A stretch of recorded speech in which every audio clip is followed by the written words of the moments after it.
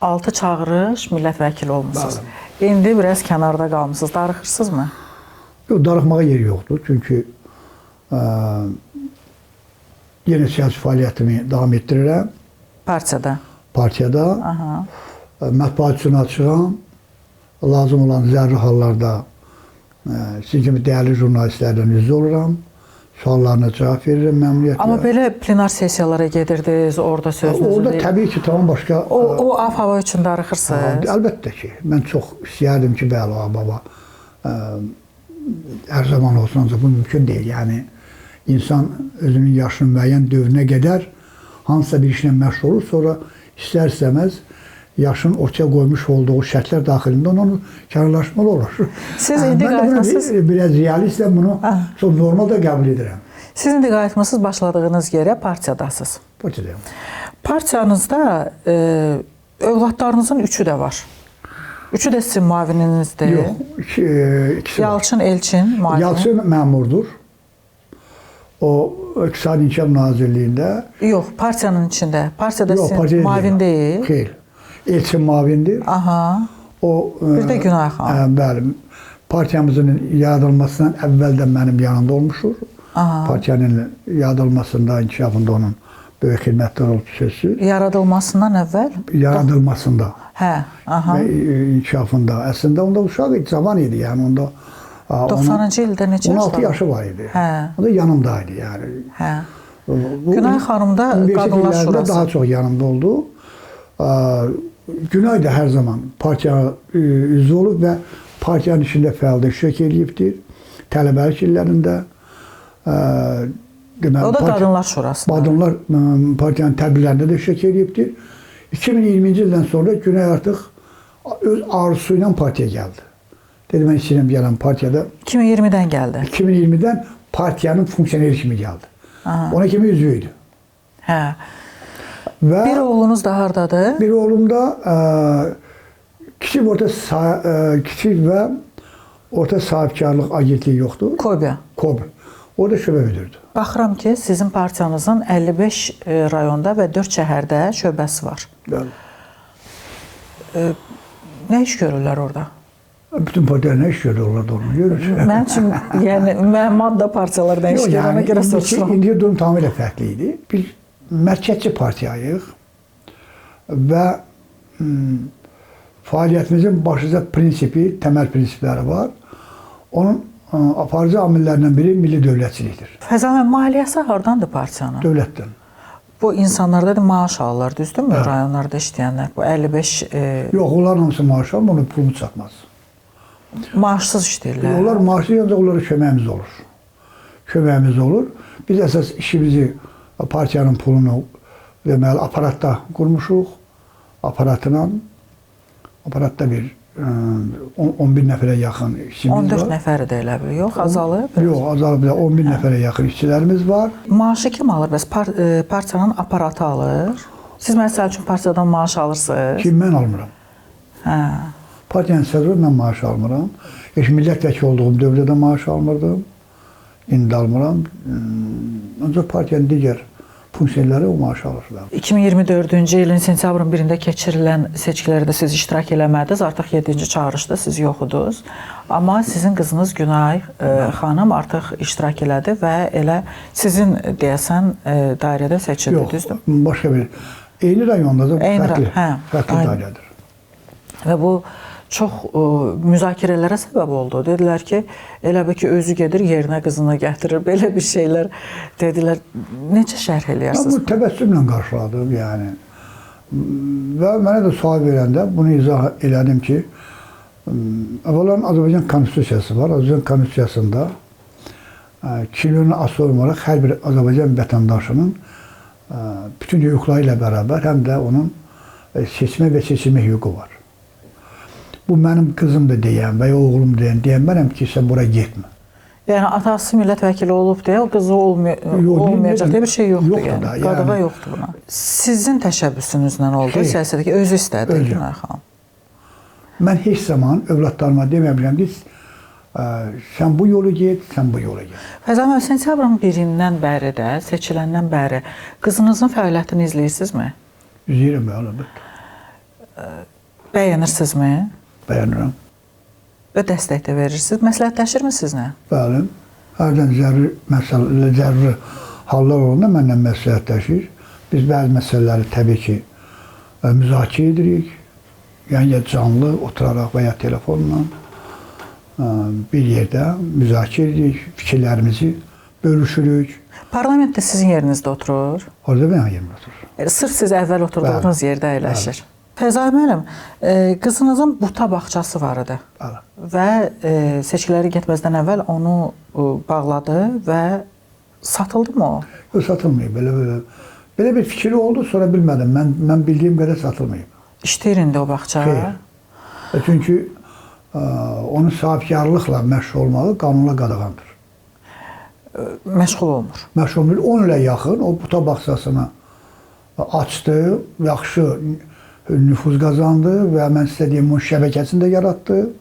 Tək bir yerdə yox, onun əlavə 3 yerdə filialları var. Amma biznes olaraq belə bahaya qiymətləndirməmişdi. Deyəsən 125 min lisenziyası falan, 15 mində daxili avadanlığı falan. Ola bilər, bəli. Mən onlara getmədim, açıq deməli bu şeylərdə heç maraq da göstərmədim. Çünki onu öz işidir də, indi onun neçəsə ta kimə bağışlayan. Amma bir məsələ var da, sonradan elə bir yer oldu, ora bağçanın yeni filialı tikilirdi, böyük bir yer. 4 sot yarımlıq bir yer idi. Onun özü torpağıdır. Hə, onun sonra satışa çıxarıldığı qiymət milyon yarımıdır. Yalan söhbətdir. Kim deyir onu?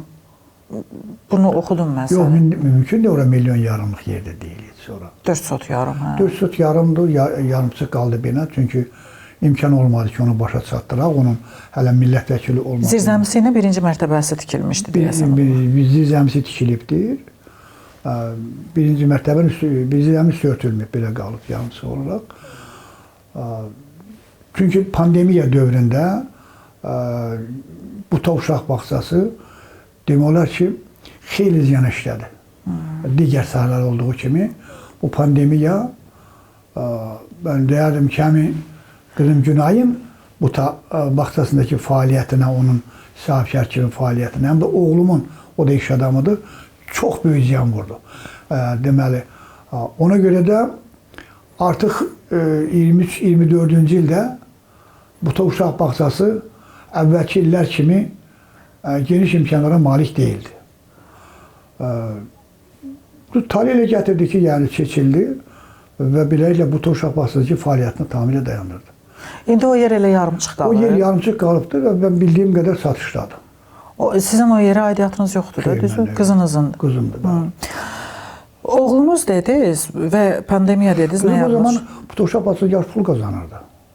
Hə, bağçalar ümumiyyətlə yaxşı qazanır. Yaxşı pul qazanırdı. Yəni bu təkcə sizin qızınıza aid deyil, amma bütün bağçalar qazanır. Çünki ehtiyac var. Ödəniş nə qədərdir aylıq ödəniş? Çox da deyildi. Mən bildiyim qədər onun ən çox ödənişi olubdu 350-400 manat. İndi oğlunuzu dediniz, mənim nə yadıma düşdü? Agrikola şirkəti.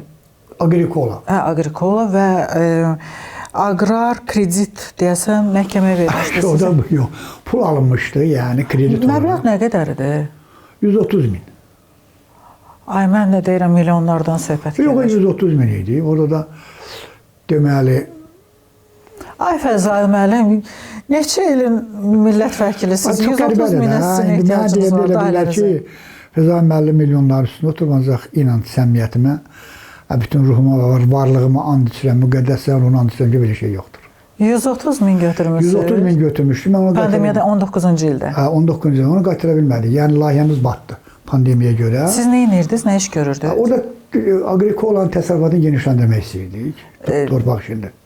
Yəni deyəsən iri buynuzlu heyvanlar. Bitkiçilik zadı söyün, həm də ki ətçiliklə zaten məşğul olmaq. Harda? Samuqda. Aha. Alınmadı. Alınmadı, sonra pul da qaytıra bilmədik.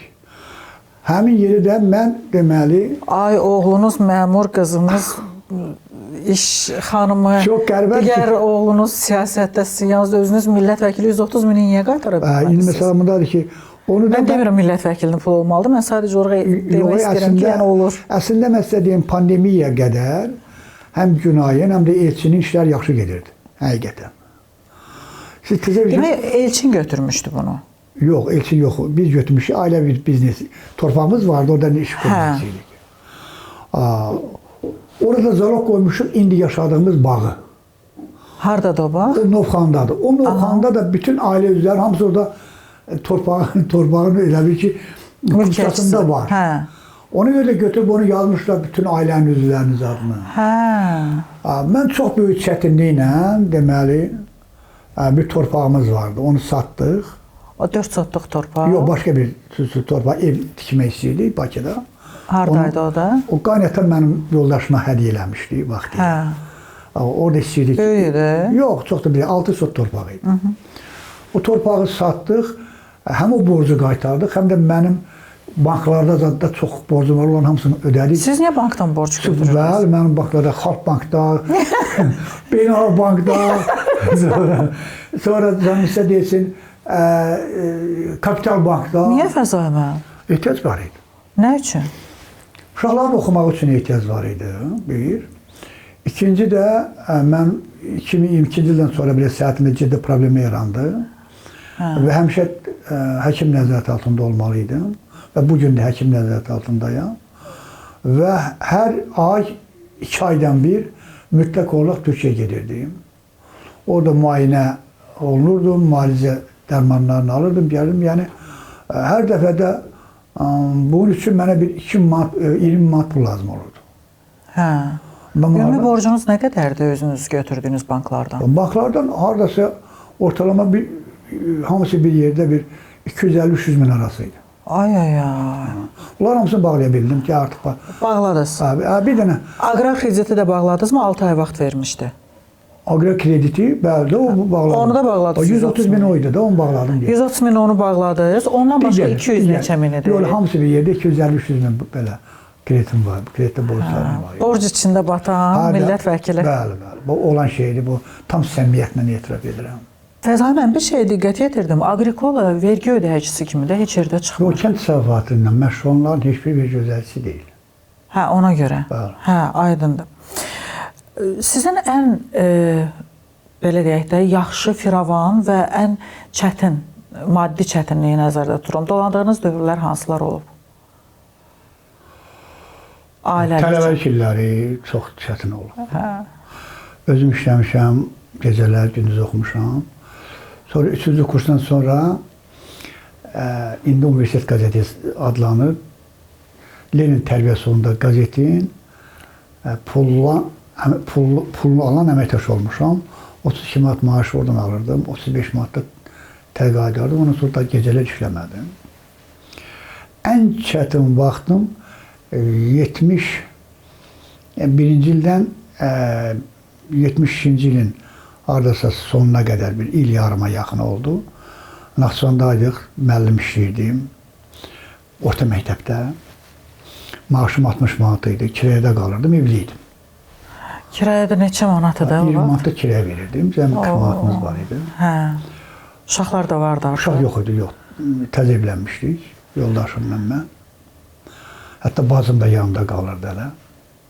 O da tələbə şagird idi Naxçıvanda. Hətta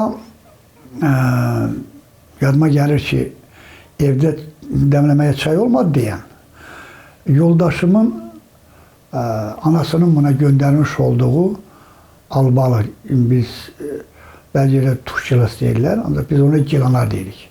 Naxçıvanda gilanardı. Gilanar mürəbbəsini töhdü istəyir ki, həngi qızarsın, birdən çölüb ya belə içəri kimsə girib eləyən olsa, yəni qonşulardan görməsinlər ki, biz deməli çaysız oturur. Belə də rəngsiz çay içirik, yəni demək mümkündürsə.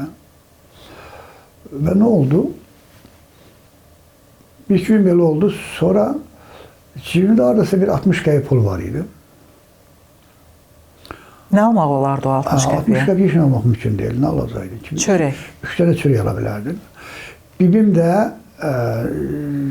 Naxçıvanın Zeynədin kəndində Ərdədir, orada yaşayır, indi yaşayırlar, Seyid ailəsində. Belə fikirləşim ki, bunu 20 qəpiyə verim başa, 20 qəpini də verim bu başa, yedim onlardan belə çörək nəzərdən alım, gətirim. Getdim, bəli, belə də etdim. bir lavaş, sulanmış lavaş, pendir və turşu. Aldı gətirdi bir 10 günə qədər, maaşa qədər deməli dolana bildik. Sonra yoldaşım da telefonla danışanda siqnal vermişdi deyəsən ki, bir ədəd dolanışlar zəifdir. Ondan sonra yoldaşım tərəfdən köməsə gəldi. Özümüzün vəziyyətimiz o qədər də xoşa gələn deyildi. Çünki erməni içində nə qazanacaktın ki, orada böyük ailə, atam işləyirdi, o da 80 manat alırdı, nə alırdı. Bax, o dövr bizim... Harada qalırdı o? Qarakilsədə idi. Bəli, o zaman bəli. Bizim ən çətin dövrümüz onda oldu. Sonra yavaş-yavaş... O dövrdə çox qəribədir ki, yoldaşım bir dəfə də olsun demədi ki, bu nə həyatdır? Bu niyə yoxdur? Mən hara gəlmişəm? Baxmayaraq ki, çox imkanlı bir ailədən idi. Çox imkanlı bir ailədən idi. Birdən belə gəldi, düşdü belə bir mühitə. Zərdə qədər bir dəfə də mənim, necə deyirlər, başıma vurmadı ki, bu nə həyatdır, sən mənimsin. Yaradırsan, neynirsən. Dözdü. Ondan sonra artıq mən 73-cü ildə keçdim universitetə, institutda, daha doğrusu, tam ştatda müəllim. Həm də ondan da sonra, üzr istəyirəm, sadə hesabı institutda başladım dərs deməyə, oradan da pul aldım, biraz düzəldik. Ancaq institutda keçəndən sonra yoldaşıma dediyim kimi bayaq, o komsomol işçi düzəlindən sonra bir ayda 200 manata yaxın pul aldıq, artıq dolanmağa başladıq yəni artıq. Yenə də 74-cüyə qədər Naxçıvanda kirədə qaldıq yəni. Öz eviniz nə vaxt oldu? 74-də. Elə Naxçıvanda, hə? Naxçıvanda, bəli. 3 otaqlı ev oldu. O sizə verildi, yoxsa aldınız? Yox, verildi yəni. O zaman qaydalarına görə təyinatla gedənlər növbədən kənar evinə təmin olunmalı idi. Mən də təyinatla getmişdim Naxçıvanda. Sonra o evi satdınız? O evi dəyişdim, gəldim Bakıya. Hə. Və o dövrdə deyirsiniz ki, mənim yoldaşım bir dəfə mənim başıma vurmadı ki, mən çətin vəziyyətdə yaşayırıq. Mən belə bir şeyə razılaşmamışdım da. Niyə belə vəziyyətdə yaşayırıq? İndiki dövrdə fərq varmı gənclərlə o vaxtın, sizin dövrdə? Mən belə müşahilələr aparıram, bəzi mətbuatdan oxuyuram, danışıqları eşidirəm. Görürəm, indi bu məsələ o vaxt kimi deyil. İndi adi bir dolanışına görsən ki, ailə dağılır. Aləm bir-birinə qatışır. Belə deyilə bir ki, xanımlarda dözümsüzlük var. Bilmirəm, bəlkə də səhv edirəm. Və indi sosioloqların araşdırmaların nəticəsini biz oxuyuruq ki, əsas səbəb ailə münasibətlərində gərginin başlı səbəblərdən biri sosial məsələlərdir. Yəni orada dolanışın yaxşı olmasıdır, eyni zamanda evin olmasıdır, kirayəçilikdir və s. Ancaq mənim özüm evli olmuşam 71-ci ildə, 74-cüyə qədər 3 il kirədə olmuşam. O kirədə olduğum dövründə 2 uşağım olub. Buradan oraya getmişik, oradan buraya getmişik. Çətin anlar yaşamışıq. Bu anlarda mən sizə tam səmiyyətlə deyirəm. Yoldaşım bir dəfə də alnını qırışdırmayıb. Bax, sizin yoldaşınızla, məsəl üçün oğullarınızın həyat yoldaşları və yaxud da ki, sizin qızınızın o təpəri, deyək ki, çətinliyə dözümü eynidirmi? Yəni, sizə bənzəyiblərmi? Bəli, belə şeylər var. Məsələn, bir gəlinim var, o Naxçıvandandır. Böyük oğlumun yoldaşıdır. Qənimətdir, yəni. Çox gözəl bir insandır, gözəl xasiyyəti var. Elə bir ki, mənim həyat yoldaşımın, deyək ki də, analogudur. Qızımda da mən görmədim ki, belə narahatçılıq. O da qızım dinamikdir, fəaldır. Özü işləməyi bacaran, özü qazanmağa meyil olan və onu reallaşdırmağı bacaran bir insandır. Və o, universiteti qutarandan sonra, deməli, Qərb Universitetini qutardı, sonra onun magistrini qutardı Dillər Universitetində. Psixologiya oxudu sonra. Dillər Universitetinin tərcümə mərkəzində başladı çalışmağa. Onu hətta o zaman fakültədə, hətta vəzifədə də gətirmək istəyirdilər. Dekan müavini zadı, belə fikirlər var idi. Gələcəkdə də perspektivi gözlənilirdi. Oradan imtina edirdi, mən bura getməyəcəm, bu mənim yerim deyil. Mənlə məsləhətləşdi. Ata, mənim yerim deyil, dedim, nədir fikrin? Dedi, mən kömək edici və imkan varsa mənə şərait yarat, mən bir bağça açım. Siz nə ilə kömək elədiniz? 2011 maddi cəhətdən. Mən kömək elədim ona. Onda da borca girdiniz? Yox, onda borca girmədim. Onda imkanım var idi, biraz imkanım var idi. Çox yox, hardasa bir o zaman bir ortalama belə bir 50-60 min manatla yer götürdük yəni. O uşaq bağçasına. Kirayə? Kiraya götürdük, bəli. Uzun illər boyu o kirədə fəaliyyət göstərdi. Özünün uşaq bağçası olaraq özünün özəl yeri olmadı. Bir dənə dediyim kimi özəl yeri almışdı da belə gəldi, tikilmədi və artıq fəaliyyətini dayandırdı. Amma istənilən halda sizin övladlarınız sizdən daha yaxşı firavan yaşadılar da. Yəni artıq sizin əliniz çörəyə çatmışdı. Onların yaşayışının arasında çox böyük fərq var idi yəni. Fəzal müəllim, amma mən deyim də sizə, arası bir 35-36 yaşından mən yaxşı əmək haqqı almışam. Çox yaxşı əmək haqqı almışam. Məlum onda 280 manatla pul alırdım milyon namizədi kimi. O zaman 280 manat mən alırdım, yoldaşım da baş laborant işçiydi, 120 manat da alırdı. 400 manata yaxın pul alırdıq biz. 400 manat o deməkdir ki, Ülviyə xanım. O 280 manatla bir il boyu dolanırdıq, uşaqların paltarını alırdıq, bütün ehtiyaclarımızı ödürdük.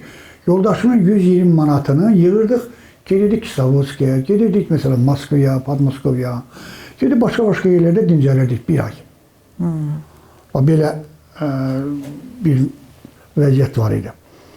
Fəzal müəllim, növbəti bir mövzuya keçməzdən əvvəl bir sual vermək istəyirəm. Əlinizdə tatular var. Mənası nədir onu? 1900 neçə? Bunu təvəllüd yaptı, 1947. Hə. Bu da nə idi? Buradakı nədir? Başı. Hə, Fəzal. İndi bunu... O deyəsə silməyə çalışmışsınız o fənə, hə? Yox, silməyə çalışdım, silinmədi. Yandırmağa çalışdım, yandı, mümkün olmadı. Nə idi? Bunu mən belə nakolka deyirlər də, bunu hardasa 12-13 yaşında eləmişəm. Söhbət nədən gelirdi? Oğlan uşaqları da görək kim dözə bilir ağrıya. Bunu xüsusi süd verən qanqal var idi. O süd verən qanqalla yazırdıq, sonra iğnə ilə bunu döyürdük. Qan çıxırdı ondan.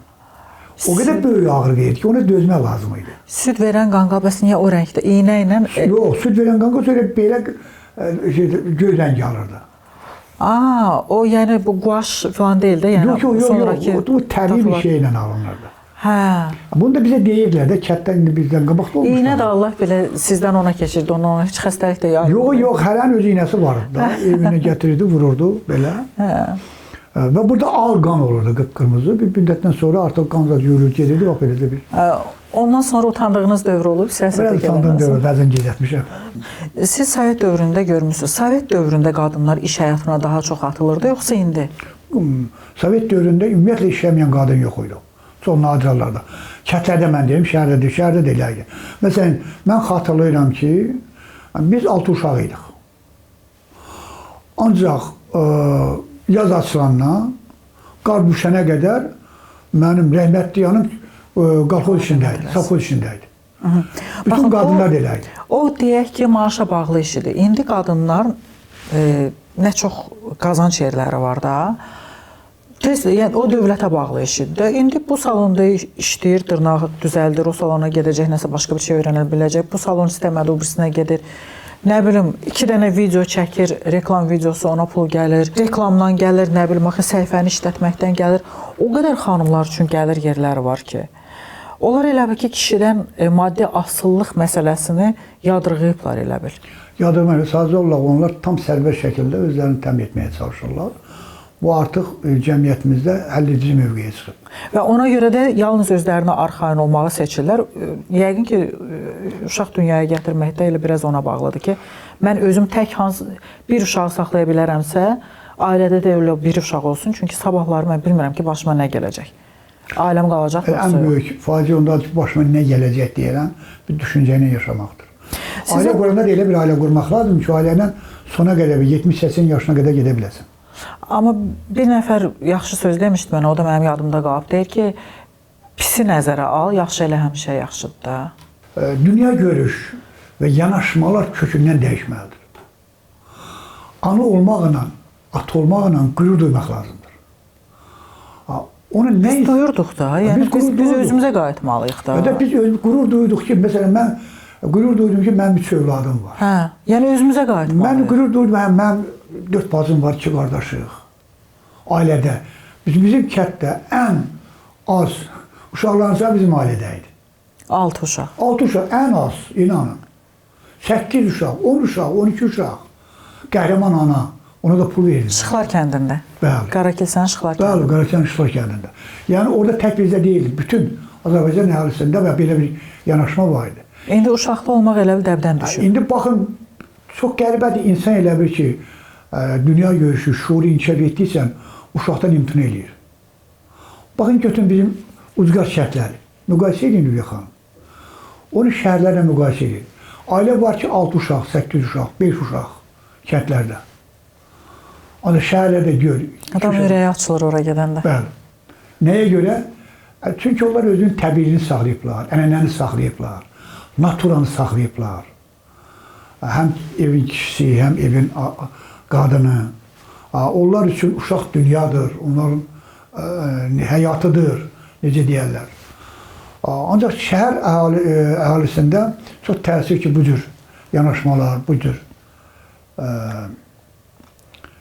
məsələyə münasibət demək olar ki, yox dərəcəsindədir. Həsən, hesab edirsiniz ki, 65 yaşına, pensiya yaşıda, 65 yaşına çatmış artıq ahıl nəsil həmən işini tərk edib getməlidir, yoxsa qalıb işləyə bilərlər?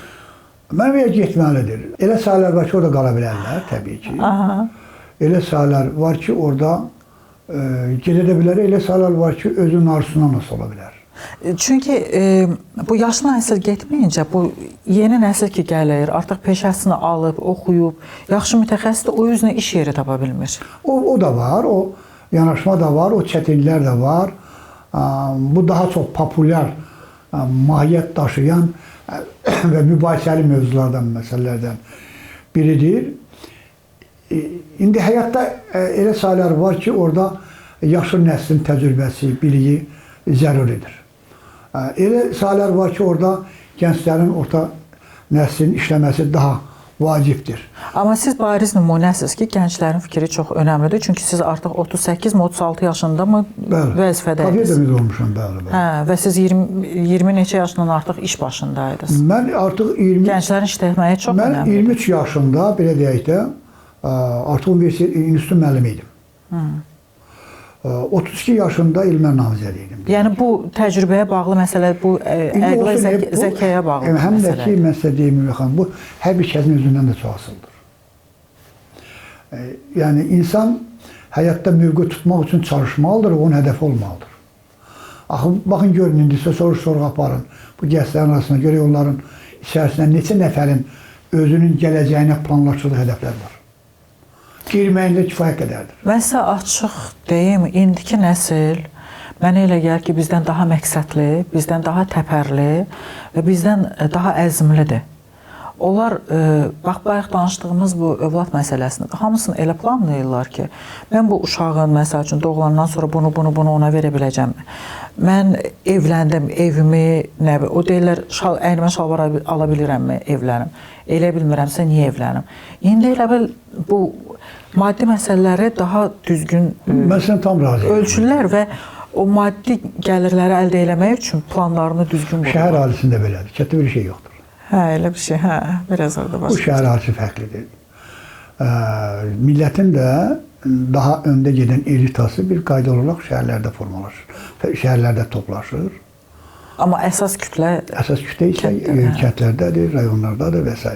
Mənlə sizin o misalınızı öz nəvəmdən də görürəm. Hazırda onun 26 yaşı var. Devlet danışırlar ki, evlənmək lazım, bir kərə tezdir. Və mən ayaq üstə bir durum. Ali məktəbi qurtarmışam, sonra yaxşı işləyim, maaş əldə edeyim, maddi cəhətdən özümü təmin edeyim. Baxım, görüm ki, özündən başqasını da yaşada bilərəmmi, ondan sonra evlənərəm. Bu cür yanaşmalar var. Bizdə o zaman bir şey yox idi. Həqiqətən yox idi. Bir də dedilər ana dediyi bilən dedik baş üstə. Həm ata-ana deyirdi, həm də ki, gözləyə bilmirəm, bil qada alım. O da var idi. O da belə vardı ki, indi məsələn, özdə həm də bir yanaşma da fərqli idi. Qız uşağı 20 yaşından sonra evdə qaldı, deyirdi qacaldı, qarıdı. Təniz obyekti oldu. İndi 30 yaşında qızı ərə verə bilmirsən. İndi də düşünürlər, yox, indi deyir ki, mən ərə gedim, baxım görüm, bundan mənimki alınacaq, alınmayacaq. Ölçür, biçir. O vaxt alınacaq, alınmayacaq variant yox, alınacaq. Orada variant yox idi, alınacaq. Bir adamın adın çıxdı, canı da çıxmadı. Belə bir yanaşma var idi. Pis idi. Yox, ailə dəyərlərinə görə mən düşünürəm ki, bu normal idi. Çünki həm də bir qızın, oğlanın bir-birini bəyənməsi də vacib şərt idi. Bizdə demək olar ki, mütləq olaraq yanaşma belə idi. Düz onun içərisində nadir hallarda qızın rəyi nəzərə alınmadan da deməli onu köçürürdülər, ərə verirdilər.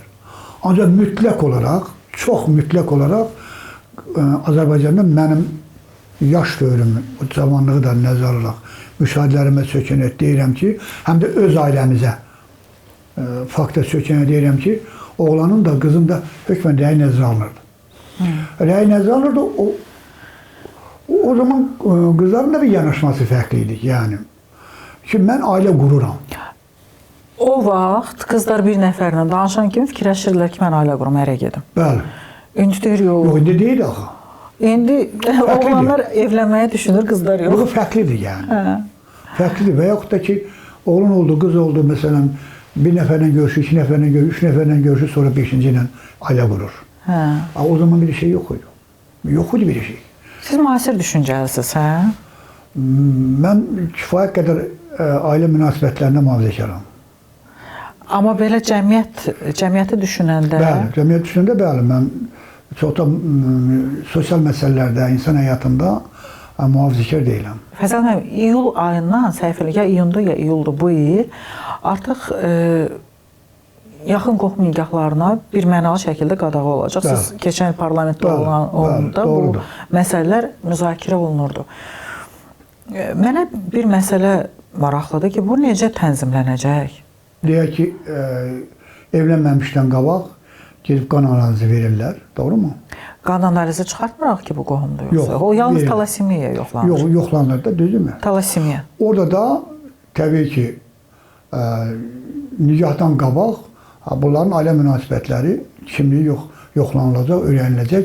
Həmin, mən belə düşünürəm, ola bilsin ki, düşüncələrim biraz fərqli ola bilər, fərqli olaraq başqalarında da öyrəniləndən sonra bunların qohumluq münasibətləri yoxdursa, o nikah bağlanıla bilər. Baxın, gedir Asana. Asana get, nikahı bağla, düzdürmü? Heç ailələrin iştirakı olmadan insanlar da gedib evlənə bilər. Asanda nə bilirlər ki, bunlar xaloğlu, xala qızı, dəmoğlu, əmrisi? Asanda o şərti qoyacaqlar, nikahdır. Yəni o olmurlar da, hədə yəni nikahdır. Bu artıq girdi nikaha və evləndi bu. Yox, ona qədər o öz sərinin tapmalıdır. Mən düşünürəm ki... Tapır mı? Var mı o mexanizm? Yox, hələ heç qüvvəyə minməyib. Qüvvəyə minəndə yəqin ki, o mexanizm tapılır. Amma mexanizm artıq müzakirə olunmalıdır. Bu qadağasını tətbiq etməzdən qanun qəbul ediləndən sonra prosedur belədir. O təqdim olunur müvafiq nazirlərə, bax, sonra Nazirlər Kabinetinə. Yalnız onda onun tətbiq etmə mexanizmləri müzakirə olunur. Həmin qanun olaraq müvafiq qərarlar hazırlayır. Hüquqi normativ sənədlər hazırlayır. Yox, bir dəqiqə, bu qanun qəbul olunmazdan əvvəl mexanizm hazırlanmır. Yox, mümkün deyil. Qanun qəbul olunur, sonra mexanizm fikirləşirik. Əlbəttə, əlbəttə. Birinci qanun, sonra onun həyata keçirilməsini təmin edən mexanizm. Yayda demək qanun qəbul qüvvəyə minir, ondan sonra fikirləşir. Yox, qüvvəyə minib yox. Artıq o qanun qəbul olunur. O qanun qüvvəyə minib. Yox, yayda minəcək. Yox, o qanun qəbul olunub. Qəbul olunub, amma qüvvəyə minməsi yaydadır. Yaya qədər o mexanizm hazırlanacaq. Yaya qədər, qüvvəyə minənə qədər mexanizm hazırlanacaq artıq və qüvvəyə minəndən sonra mexanizm da olacaq ki, bu qohum nikahlarını qarşılayacaq. Bütün qanunlar elədir. Orada istisna yoxdur. Fəzal müəllim, siz Milli Məclisdə danışan deputat olmusunuz. Siz münasibət bildirən deputat olmusunuz. Suskun keçməmisiniz. Amma Milli Məclisdə elə millət vəkilləri var ki, biz onların adını belə təsadüf nəticəsində bilirik. Biləndə də hələ sayta giririk, baxırıq görə, hələ doğrudan bu millət vəkilidir. Yəni bir qism millət vəkilləri tam susqun oturur, debatlarda, müzakirələrdə iştirak eləmir və hər hansı bir qərarın ortaya çıxmasında sadəcə olaraq səs verirlər. Necə hesab edirsiniz? Milli Məclisin tərkibi dəyişməlidirmi? Daha fəal insanlar ora gəlməlidir? Dəyişir hər ildə, hər seçkilərdə dəyişilir. Oradasa bir 40%-ə yaxın dəyişilir. O 40%-ə yaxın Fəzan, 6 çağırış dəyişilməyib sizin üçün. Yox, mənim üçün yox. Tərkibdən söhbət edir. Elə təxminən elə olub da. Tərkibdən yox. Mənim dövrümdə də 40%-dən yuxarı dəyişib. Deyə qalmışıq. Mənim kimlərdə qalıb, bəziləri gedib, yeniləri gəlib. Orada 3 nəslin üçünün də harmoniyası təmin olunur. Həmin yaşlı nəsil kifayət qədər təcrübəsi olan, qanunvericilik prosesində iştirak edib, təcrübəsini yığan insanlar, orta nəsil, bir də gənc nəsil. Bunların hər üçünün nümayəndələrinin Milli Məclisdə təmsil olunması bir ənənəvi xarakter daşıyır. Və bu harmoniya var. Baxın, İndi gənc nəsil üzr istəyirəm. Gənc nəsil təzə, harca 30-35 yaşında bir şəxs gəlib millət vəkili seçilibdir. O başlayan kimi işə dərhal çıxış etmək onun üçün çox böyük çətinlikdir. Çünki mən onlardan heç danışmıram. Milli Məclisin mühiti çox ağırdır. 10 il, 15 il millət vəkili olan insanlar danışmır. O millət vəkillərində bəziləri var ki, çıxış etməkdən çəkinirlər. Bilirlər ki, onun çıxışı onun nüfuzuna çox ağır zərbə vura bilər. Nə deyəcək ki, zərbə vurulsun? Yəni, deyəcəyi bir şey olmayacaq. Axı, təbliğat təşviqat kampaniyası var. Bunlar öz seçicisinin qarşısında çıxış eləyir, düzdür? Necə inandırırlar? Əgər elə nitqləri də yoxdursa, necə inandırırlar insanlara? Seçi qarşısında çıxış eləmək başqa məsələdir. Millət məclisi başqa. Vəkil kimi Milli Məclisə çıxış etmək tam başqa məsələdir. Fəzərən, baxın, bir məsələ. O da elə millət vəkili olub ki, bir dəfə çıxış eləməklə o Milli Məclisin reaksiyasından sonra o 5 il susmağa məcbur olub. Milli Məclisin reaksiyasından sonra yoxsa vətəndaşın? Milli Məclisin. Kimdir o millət vəkili? Deputatların. Olub da belə şeylər. Baxın, nazirliklərdə, dövlət qurumlarında indi çox yaxşı kadrlar gəliblər. Bəli. Çünki daim ünsiyyətdə ki, oluruq işlə bağlı, görürəm ki, o qədər dünya görüşlü, xaricdə təhsil alan və yaxud da ki, elə özümüzdə təhsil alan insanlar var. Tam olaraq peşəkarlar öz yerlərini tutublar və haqqını verirlər tutduqları vəzifələr. O ağ yaxalıqlar ki var, bax, o təbəqə formalaşıb və yüksək təbəqədə çox təhsilli, müasir tələblərə cavab verən insanlardır. Amma bütün mexanizmi işlətmək üçün, yeni tərzdə işlətmək üçün təbii ki, vaxt lazımdır. İstənilən halda qurumlarda çox yaxşı kadrlar formalaşıb və gəlib iş başındadır. Milli Məclisdə var, Milli Məclisdə də var. Elə mi çox yaşlıdırmı, çoxmu donuqdur? Mən sizin dediyiniz o fikirlə razıyam. Əslində, bu insanların hamısı gənclər müstəqil Azərbaycan dövlətinin övladlarıdır. Onlar Sovet dövründən fərqli olaraq tam müstəqil bir mühitdə yetişiblər, formalaşıblar, təhsil alıblar, seçimləri üçün imkanlar var. Bir çoxunu dövlət oxudu. Dövlət oxudu, istedadlılara dövlət qağı göstərib, xaricdə oxutdurub, imkanlı ailələr yenə də öz övladlarını xaricdə, əgər Sovet hökumətində övladı istedadlıysa, onu xaricə göndərmə imkanları yox idi belə. Hətta SSR-nin məktəblərinə göndərmək belə onun üçün böyük problem idi. Onun üçün hökmən və bir mənalı şəkildə rus dilini mükəmməl vermək lazım idi. Ancaq kənddə olan bir istedadlı gəncimiz rus dilini bilmədiyinə görə Moskvada olan ali texniki məktəbin əvvəldən yer gedirdi politexnika. Yəni, indi o yoxdur axı. İndi bu qabiliyyət varsa, istedad varsa, onun üçün meydan genişdir. Həm dövlət buna imkan yaradır, həm valideyn buna imkan yaradır, həm də övladın, uşağın özü hansısa bir yolla lap özün imkanlarına göre yer karşı koyur. Ki gelir orada işleyir, özünü iş tapır, lakin təsirini alır. Ancaq bu gəzlik eyni zamanda mən tövsiyə eləyərdim yaşlı bir insan kimi, ağsaqqal kimi milli köklərindən uzaqlaşmasınlar. Milli dəyərlərə hörmət eləsinlər. İngilis dilində təhsil alsınlar, Rus dilində təhsil alsınlar, Fransız, nə dildə olursun. Ancaq öz dillərini mükəmməl bilsinlər. Öz tarixini mükəmməl bilsinlər, öz ədəbiyyatını mükəmməl bilsinlər. Shakespeare-lə bərabər Nizamini də bilsinlər. Tolstoyla bərabər Sanatorunu da bilsinlər. İlyas Əfəndiyevi də bilsinlər, oxusunlar. Eyni zamanda atalarımızın, babalarımızın söykəndiyi və bizi ərmağan etdiyi və unikal adət-ənənələrimizə riayət eləsinlər. Ailə dəyərlərinə hörmət bəsləsinlər, sadiq olsunlar. Böyüyün, kiçiyin yerini bilsinlər. Böyüyə hörmət eləsinlər, kiçiyə mərhəmət göstərsinlər. Yəni bu bizdə var.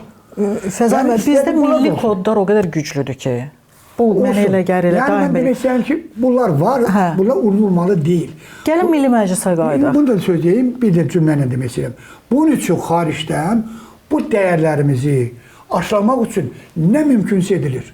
Ən müxtəlif layihələr altında. Məsələn, reproduktiv ailə məsələsi var. O süni mayalama var. Bax, indi geri gəlmişəm onu demək istəyirəm ki, süni mayalama bu millətin kökünü məhv aparır. Niyə?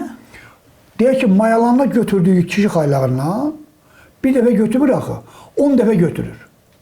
Bacı-qardaş evliliyi. Sonra səhər bütün bacı-qardaş evlinə gətirib çıxara bilər bu. Axı bizdə belə şeylər olmayıb. Bizdə hər şey təbii olub. Hər şey normal olub. Amma insanlar var ki, onların ailəsində uşaq doğulmur. Neynə uşaqsız qalsın? Onun üçün yenə də bu nadir ola bilər də. Doğru? Olur da, yəni istənilən halda olsun, hər insanın faciəsidir o. Ancaq bunun özü də idarə olunsun. Məsələn, indiyə qədər bununla bağlı qanun yoxdur. Oldu bir dəfə, biz onun əleyhinə getdik, şahsen mən də.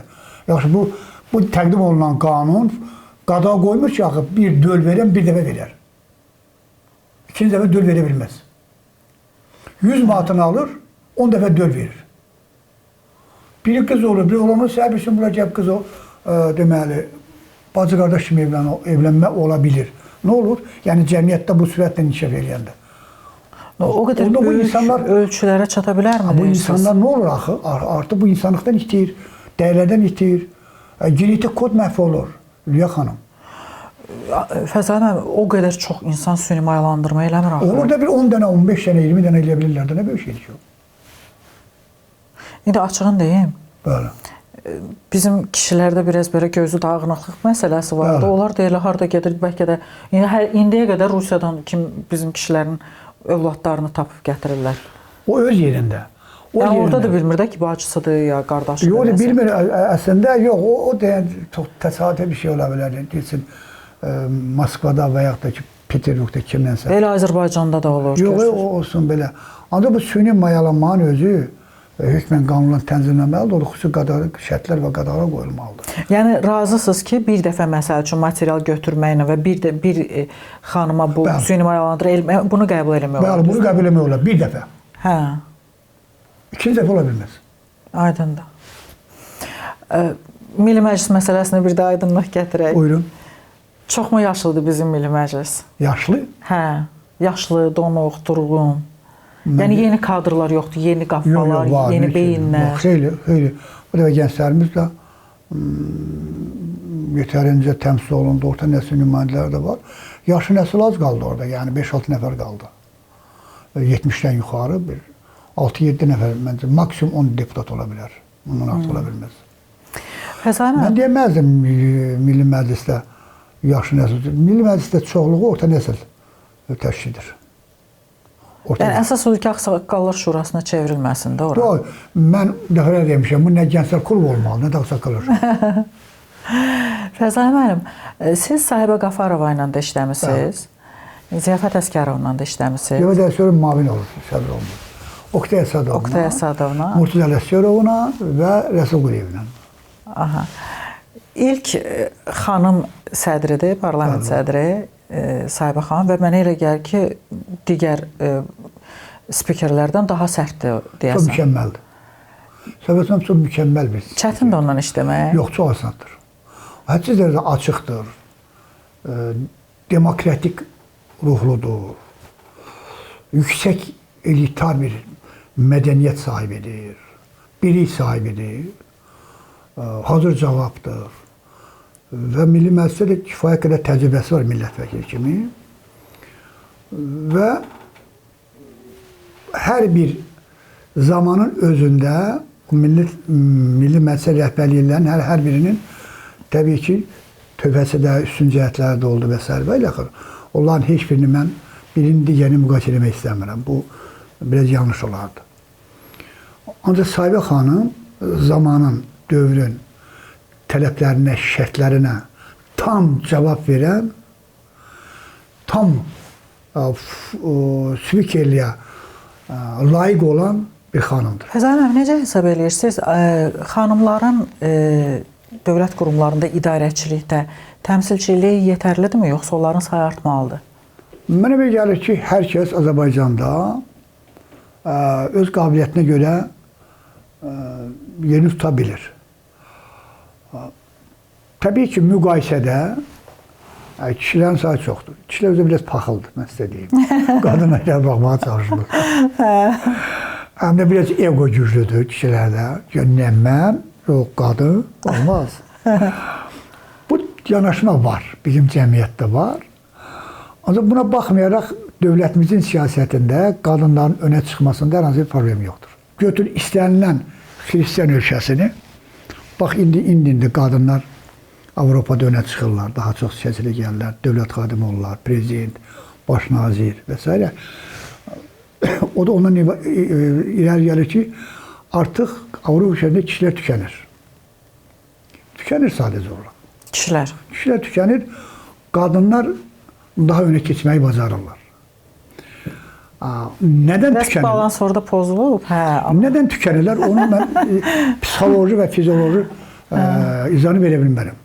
Ancaq görünən budur ki, orada qadınlar daha çox fəaldır. Ancaq bizdə də elə sahələr var ki, qadınlar kişilərdən daha fəaldır, daha öndədir. Məsələn, jurnalistikada. Biz yazıq nə qədərik ki? Yox, Ülviyə xanım, nə danışırsınız? Siz götürün statistikanı. Baxın, görün, aparıcı kimi, jurnalist kimi, bütün ölkənin həm rəsmi telekanallarını götürün, həm də götürün saytları. Ay Fəzan müəllim, sağlığınızda bütün telekanalların başında kişilər deyəm. İçində durma başqa məsələ. Yox, söhbət işçidən gedir. Yəni biz biçarə işçiyik. İşçidən gedir.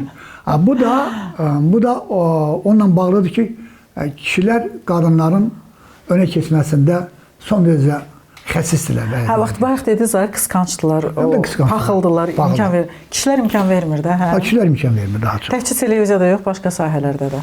Başqa sahələrdə deyək ki, var məsələn, həkim, müəllim kimi kifayət qədər var. İndi məktəb direktorları mütləq əksəriyyət qadınlardır. Hə. Məktəbə gedirsən, orada bir kişi tapa bilmirsən. Təəssüf ki, hə. Qadınlardır. Həkimlərimizin xeyli sayı çoxdur qadınlarda. Hə. Bəlkə kişilərdən daha çoxdur. Ənənədir də bizdə qadın ya həkim olar, ya müəllim. Ancaq dövlət işində, bu məsələlərdə, parlamentdə, siyasətdə, əgər ümumiləşdirsək, qadınlarımız kişilərdən biraz yerdədirlər. Yer açaq deyirsiniz qadınlara, lazımdır. Bu özün təbii prinsip bağlamaq lazımdır. Sürü şeylə heç nə eləmək olmaz.